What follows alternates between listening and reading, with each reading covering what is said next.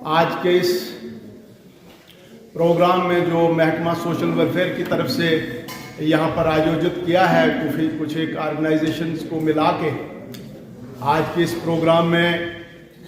अभी कुछ दिन पहले यहाँ पर इन्होंने ज्वाइन किया है हमारे नए additional deputy commissioner Sunil ji. मुख्तलिफ डिपार्टमेंट से, पुलिस से, हमारे और भी जो इससे रिलेटेड डिपार्टमेंट हैं उनके यहाँ पर सरकर्दगान यहाँ पे आए हुए हैं। मीडिया के हमारे भाई, सबका एक एक नाम लेना टाइम ज़ाया हो जाएगा। और सबसे बढ़कर आज के इस प्रोग्राम में सबसे ज़्यादा मुझे लगता है कि बहनें यहाँ पर आई हुई हैं, बच्चियाँ हैं, और मेरे जितने भी यहाँ पे लोग आए हैं, आप सबका स्वागत, खुशामदीद, वेलकम। आपने यहाँ पर मुझसे पूर्व दो वक्ताओं को यहाँ पे सुना है। अभी अभी मुझे लगता है कि हमारे जय साहब भी हमारे इस प्रोग्राम में शामिल हुए हैं। इनका भी यहाँ पे हार्दिक अभिनंदन, स्वागत। रमेश लाल जी हैं ये। और मैं आपको बता रहा था कि अगर किसी भी आदमी को, किसी भी औरत को अगर पूछा जाए कि उसकी सबसे प्यारी, सबसे कीमती और सबसे बेशकीमती चीज अगर कोई है तो उसको हमेशा अपनी बेटी, अपने बेटा, ये संसार में सबसे बड़ी नियामत उसको लगता है। और हर माँ बाप ये सोचते हैं कि हमने अपनी जिंदगी जैसे कैसे बिता ली, लेकिन जो हमारी आने वाली संतान है, जो हमारे बच्चे हैं, उनको इस किस्म की परेशानियां, इस किस्म की मुसीबत ना हो, इसलिए वो अच्छे से, सबसे पहले तो उनकी सेहत हो, उसके बाद उनकी अच्छी तालीम हो। तो इन सब चीजों के लिए सब लोग अपनी जिंदगी खपा देते हैं।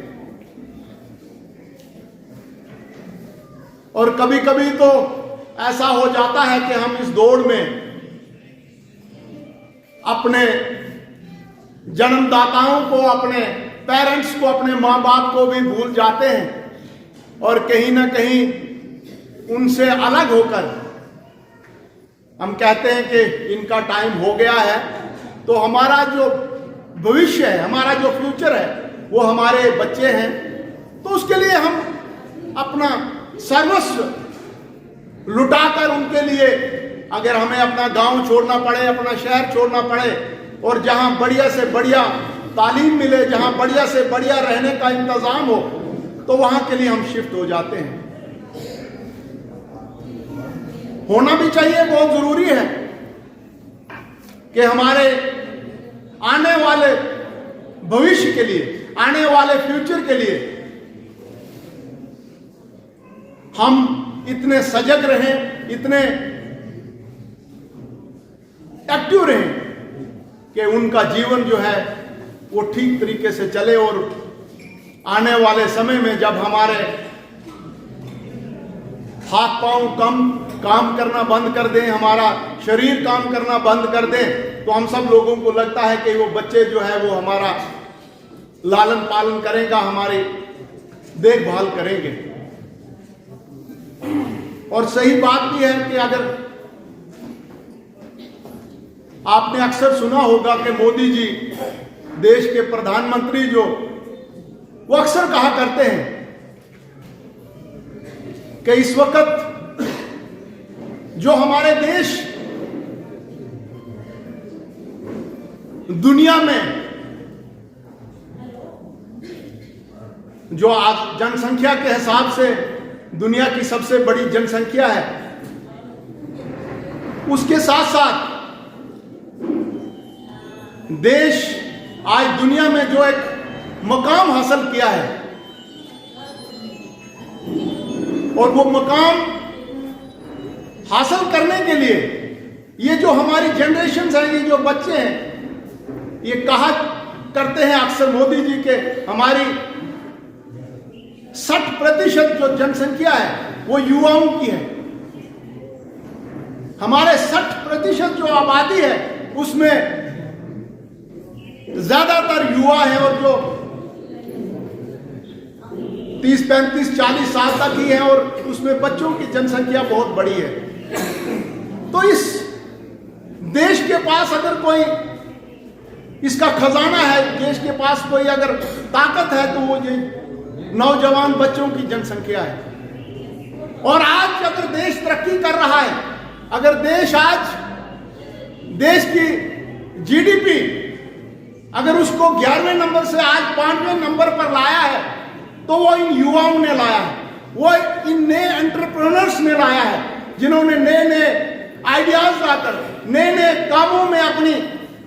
भागीदारी बढ़ाकर इस देश को दुनिया की 5वीं बड़ी इकॉनमी बनाया है, और आने वाले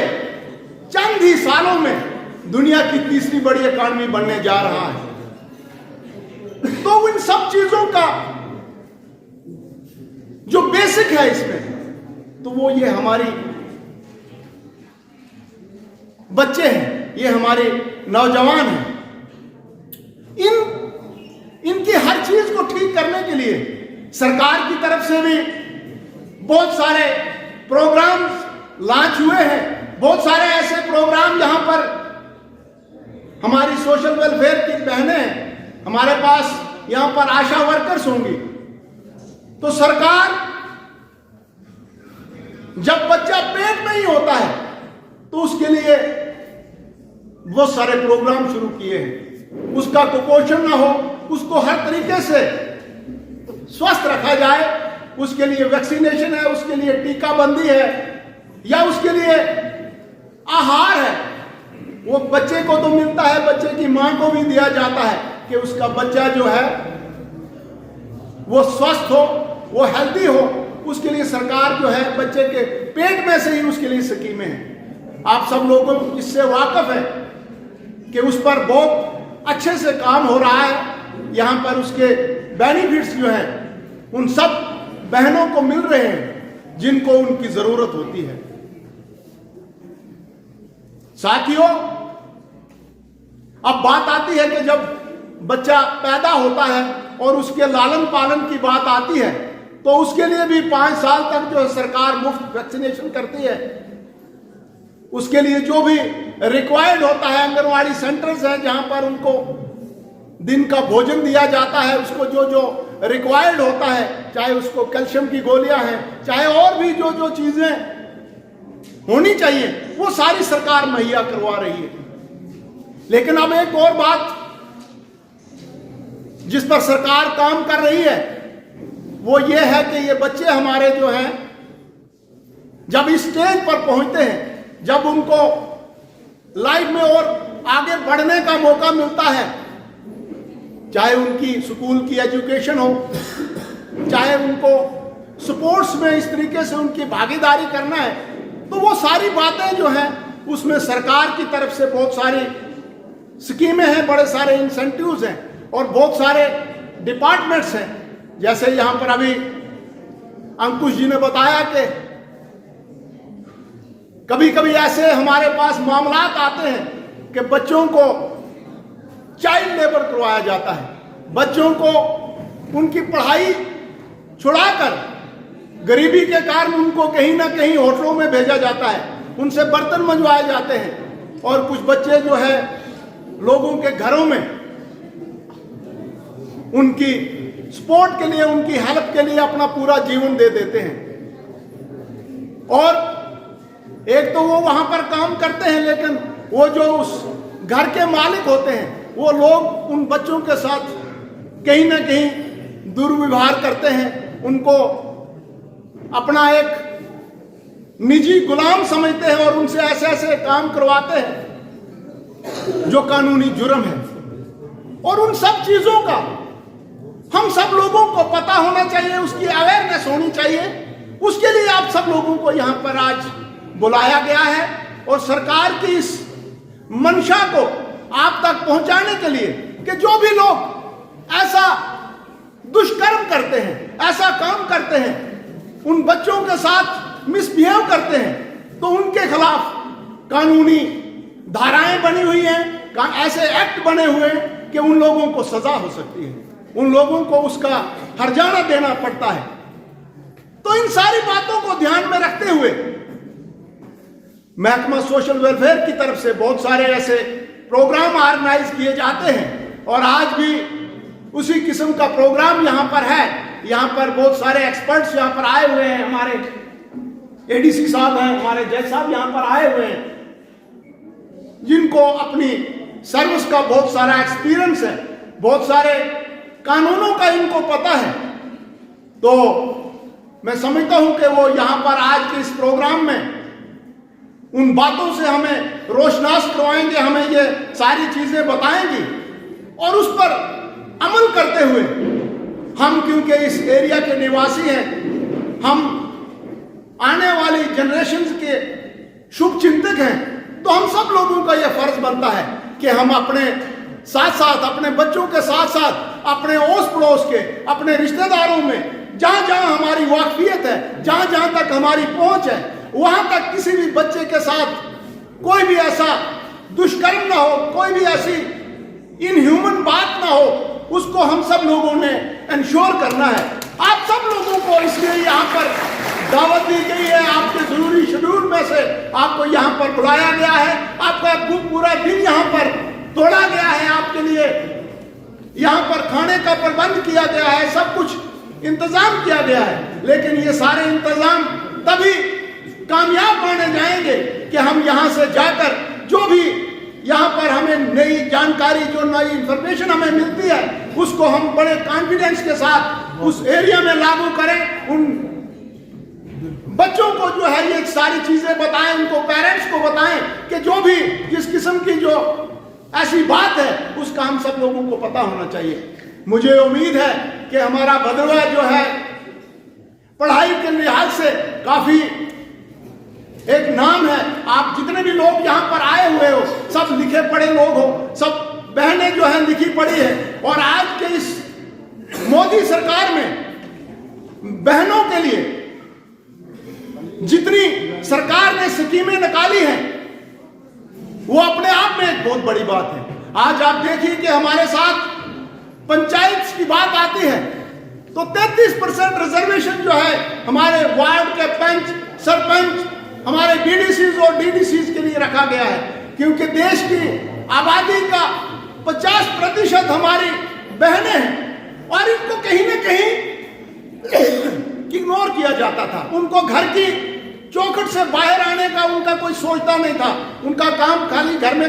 रोटी बनाना, कपड़े धोना और बस यही, यहाँ तक कि घर की साफ सफाई तक महदूद था। लेकिन आज की सरकार ने उन बहनों के लिए सारे दरवाजे खोल दिए हैं। आप देखिए कि फौज में रिजर्वेशन है, पार्लियामेंट में भी आने वाले समय में बहनों के लिए रिजर्वेशन रखी गई है, और यहां पर हमारी जो पंचायत से उनमें तो है ही है, इसको भी आगे बढ़ाने की बात की जा रही है। तो इस उम्मीद के साथ कि आप बहनें अपनी इस जिम्मेवारी को समझते हुए और सरकार की तरफ से जो प्रोत्साहन आपको मिला है, जो आपको एनकरेजमेंट मिली है, तो आप पूरी ईमानदारी, पूरी निष्ठा के साथ अपनी इस जिम्मेवारी को समझते हुए आने वाले इस हमारे भविष्य के लिए, इन बच्चों के लिए